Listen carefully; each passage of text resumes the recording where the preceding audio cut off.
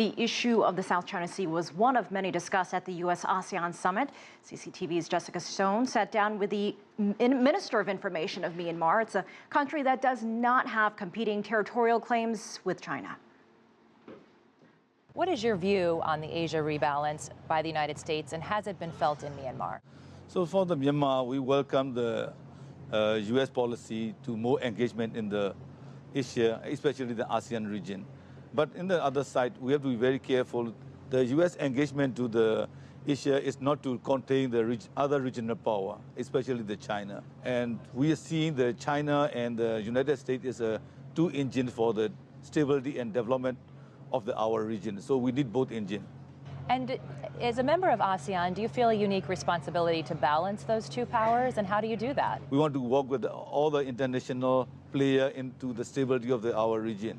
So maybe there's some member of the ASEAN have the dispute with the China or United States, but the ASEAN as a whole, as an ASEAN as a community, we are able to balance the relationship with the two big countries. The Trans-Pacific Partnership Trade Agreement, which was just signed earlier this month, is also another marker of this U.S. strategy. Myanmar is not a member of TPP. How do you look at TPP and what its possibilities are for ASEAN and for the broader region? For my personal opinion, Myanmar have to wait a while to join the TPP because we have to develop our economy fast. Obviously, Myanmar is also a key point for One Belt, One Road.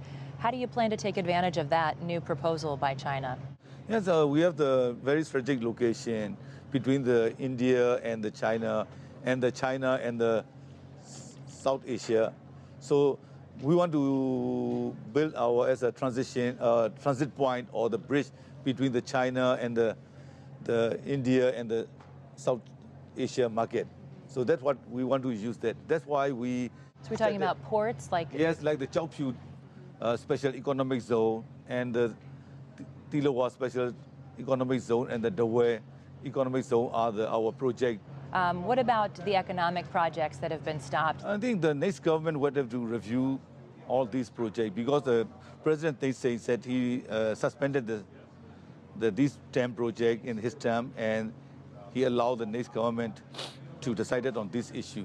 But in the other side, Chinese businessmen have to understand the new paradigm in our country because the people pay more attention on the environmental and social impact of this kind of big project. Do you fully expect that March 17th will still be the date for the new elections? The March 17th is NLD that decided to select the new president. So after that, and the March 31st, there will be the official ceremony of the transfer of power in the presidential palace.